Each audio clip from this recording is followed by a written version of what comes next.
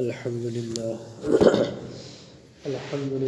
رب العالمين والعاقبة للمتقين والصلاة والسلام على سيد الأنبياء والمرسلين وعلى آله وأصحابه أجمعين أما بعد نبی پاک صلی اللہ علیہ وآلہ وسلم کی نصیحتوں کے متعلق بات چل رہی تھی۔ نبی پاک صلی اللہ علیہ وآلہ وسلم نے فرمایا کہ گالی نہ دیا کرو۔ پہلے یہ بیان کیا گیا کہ اللہ کو بھی گالیاں نہیں دینی چاہیے اور نبی کو بھی گالی نہیں دینی چاہیے، اور اس کے بعد صحابہ کرام رضوان اللہ علیہم اجمعین ان کو بھی گالیاں نہیں دینا چاہیے، اور اس کے بعد والدین اور بیوی ان کو بھی گالیاں نہیں دینا چاہیے۔ اور آج کے درس حدیث میں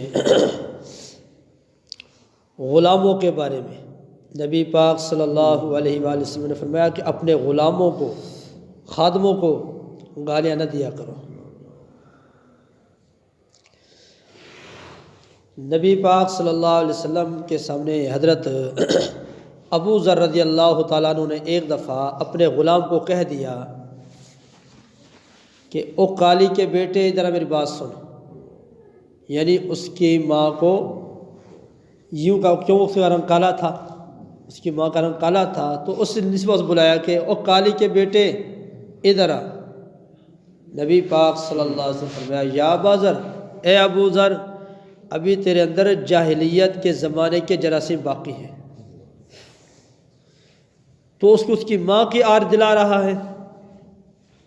تو جب حضور صلی اللہ علیہ وسلم یہ بات کی تو اس کے بعد حضرت ابو ذر رضی اللہ تعالی عنہ نے اپنے غلام کے ساتھ کیا سلوک کیا کہ جو کپڑا خود پہنتے تھے وہی کپڑا اپنے غلام کو پہناتے تھے،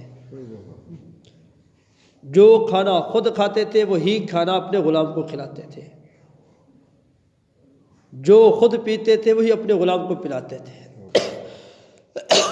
کس نے پوچھا بھی آپ غلام کے ساتھ اتنا اعزاز، اتنا اکرام کرتے ہو اپنے غلام کا؟ میں نے کہا ہاں، اب میں آپ کو بتاؤں گا کہ غلام کے ساتھ کیا سلوک کرنا چاہیے۔ جو اپنے لیے پسند کرو وہ اپنے غلام کے لیے پسند کرو۔ تو آج دیکھیں ہم کیا کرتے ہیں، گالیاں دے دے کر پتہ نہیں کیا کچھ کرتے ہیں۔ نبی پاک صلی اللہ علیہ وسلم ایک دفعہ گھر میں آئے تو نبی پاک صلی اللہ علیہ وسلم کی جو باندھی تھی خادمہ حضرت بریرہ رضی اللہ تعالیٰ عنہ، وہ آرام کر رہی تھی، سو رہی تھی، تو ان کے اوپر پسینہ آیا ہوا تھا۔ حضور صلی اللہ علیہ وآلہ وسلم نے اس اپنی باندھی کے اوپر پنکھا کرنا شروع کر دیا۔ عائشہ رضی اللہ تعالیٰ نے کہتی ہے آقا مجھے دو، میں پنکھا کروں؟ نہیں، جب مجھے پسینہ ہوتا ہے تو میرے اوپر بریرہ پنکھا کرتی ہے، آج بریرہ پہ پنکھا ہے تو میں آمنہ کا لال پنکھا کروں گا۔ غلاموں کے حقوق بھی ہمارے نبی نے بتائے ہیں۔ جب ہمارے نبی صلی اللہ علیہ وسلم دنیا سے پردہ فرمانے لگے تو دو نصیحتیں فرمائی بار بار، الصلاۃ او ما ملکت ایمانکم، نماز پڑھنا، اپنے باتاتوں پہ ظلم نہ کرنا۔ جو کمزور ہے، غلام ہے آپ کے غلاموں پر، خادموں پر ظلم نہ کرنا۔ تو آج اللہ معاف فرمائے ایسے گالیوں کے مقابلے چلتے ہیں، ایک بزرگ تھا بوڑھا، وہ روٹی پکوانے کے لیے آٹا لے کر گیا ایک تنور پہ، وہاں ایک عورت روٹی پکاتی تھی، تو جب تنور پہ پہنچا تو وہ عورت چھٹی کر کے جا رہی تھی، تو اس بزرگ نے بلایا کہ میں روٹی پکوانے کے لیے آیا ہوں، مجھے روٹی پکا کے دے دے، پھر چلے جانا۔ کہتے نہیں اب مجھے ضروری کام ہے، میرے پاس ٹائم کوئی نہیں۔ کیا ضروری کام ہے؟ کہ فلاں عورت کے ساتھ ہمارا گالیوں کا مقابلہ ہے،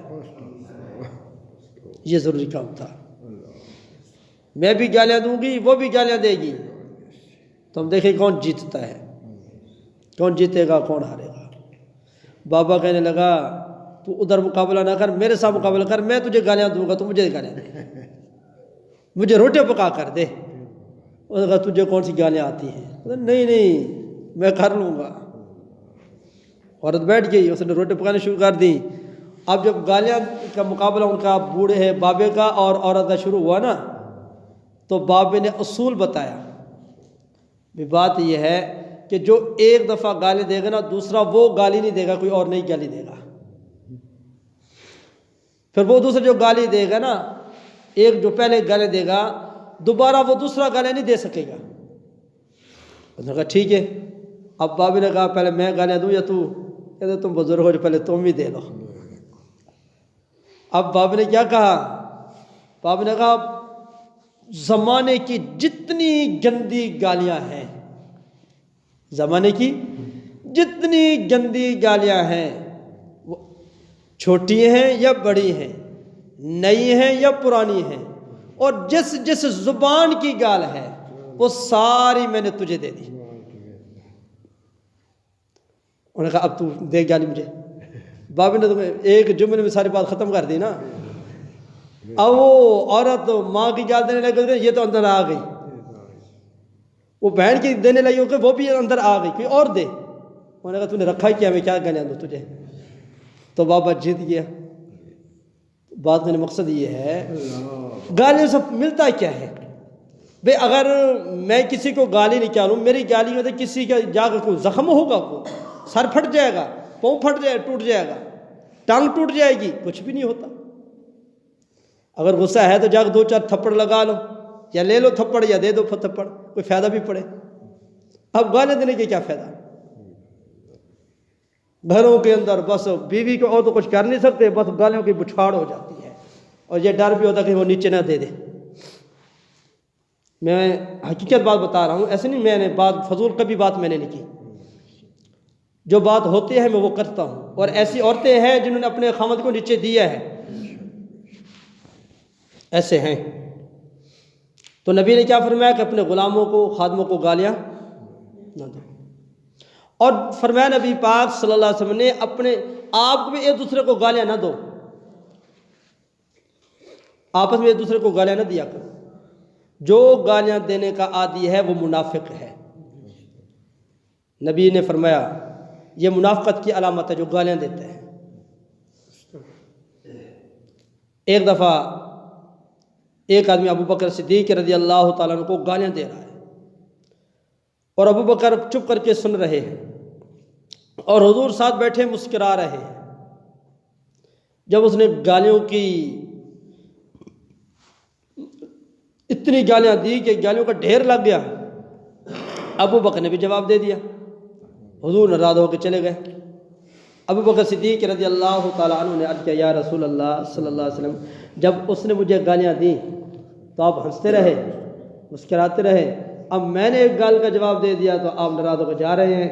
حضور نے فرمایا ابو بکر جب وہ تجھے گالیاں دے رہا تھا تو چپ کر کے سن رہا تھا، تو نے جواب نہیں دیا، تو اللہ نے ایک فرشتے کی ڈیوٹی لگائی، وہ تجھے گالیاں دے دیتا، فرشتہ اس کی گالیاں اس کے سر پہ ڈال رہا تھا،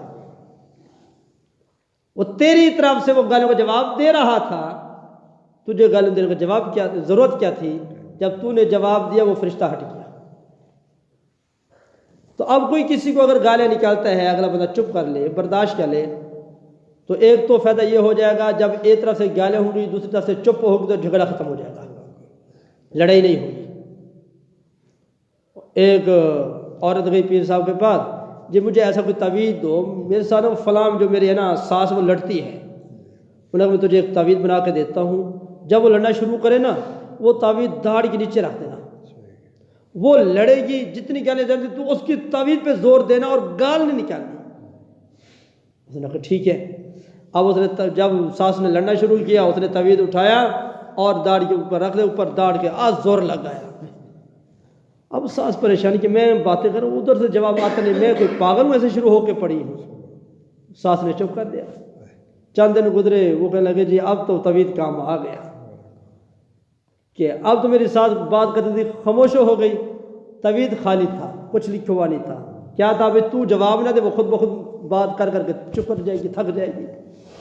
تو بھائی دو طرف لڑائی ہے، ایک طرف سے آدمی چپ کر لے، دوسرا جو کہتا ہے کہتا رہے، سنتے رہو. 5 منٹ کے لیے سن لو، 10 منٹ کے لیے سن لو، آدھا گھنٹہ لگ جائے گا بس.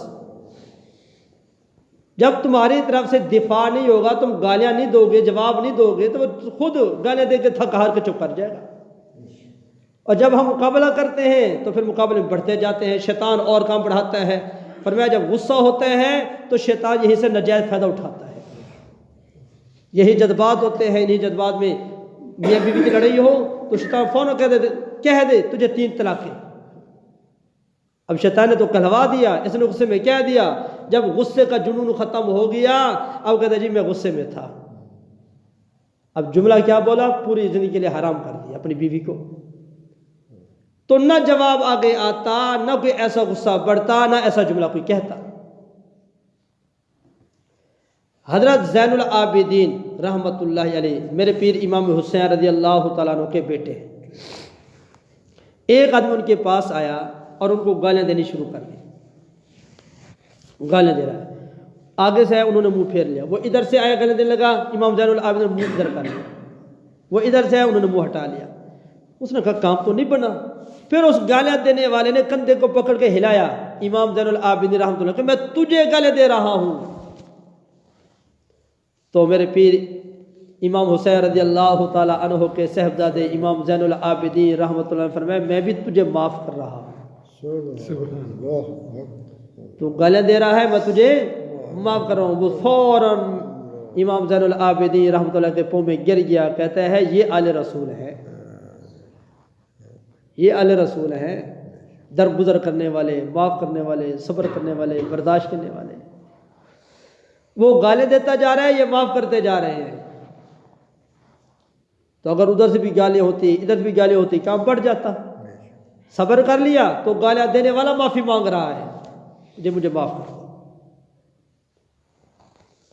اور آج ایسے غلاموں کو بھی گالیاں، نوکروں کو گالیاں، دکان پہ جاؤ، کپڑے والی دکان یا کوئی بھی دکان ہو جہاں کوئی ملازم ہوتا ہے کام کرنے والا، اس کو اگر کوئی بھول کر کوئی اور کپڑا لے کر آ جائے یا چائے لینے کے لیے جائے تو دیر لگ جائے تو اس سے گندی گالیاں دیتے ہیں. اللہ معاف فرمائے. میں خود پاک پتن میں جب گیا، میرے ساتھ ساتھی تھا، ایک ہوٹل میں چائے پی رہے تھے ہم. اب وہاں ہوٹل میں ایک چھوٹا بچہ کام کرتا تھا، اتنا چھوٹا بھی نہیں تھا، سارے ادنان کے برابر ہوگا تقریباً. تو وہ چائے دینے کے لیے گیا، وہاں سے تھوڑی دیر لگ گئی اس کو. اس چائے والے نے ایسے اس کے باتیں کی، ایسے گندے الفاظ بکے. اب ہم چائے نہیں پی سکتے تھے تو میں نے کہا بھائی آج کے بعد اس ہوٹل پہ بیٹھ کے چائے نہیں پینی. ہم وہاں اکثر جاتے تھے، جب چائے کا موڈ ہوتا تھا وہاں بیٹھ کے پی لیتے تھے. اب کیا ہے وہ تنخواہ لیتا ہے اس لیے گالیں دے رہے ہیں. بھی تنخواہ تو وہ لیتا ہے کام کرنے کی، وہ کام کرتا ہے، وہ اس لیے تو تنخواہ نہیں لیتا کہ بس تو مجھے گالیاں دیتا رہا کر. آج بیچارے ملازم ہیں، دیکھو ہمارے بھائی ہمیں پیارے لگتے ہیں، اگر کوئی ہمارے بھائی کو گالیاں دے ہم برداشت نہیں کرتے. اور جو ہمارا ملازم ہے، نوکر ہے، خادم ہے، آخر یہ بھی تو کسی کا بھائی ہے، کسی کا بیٹا ہے.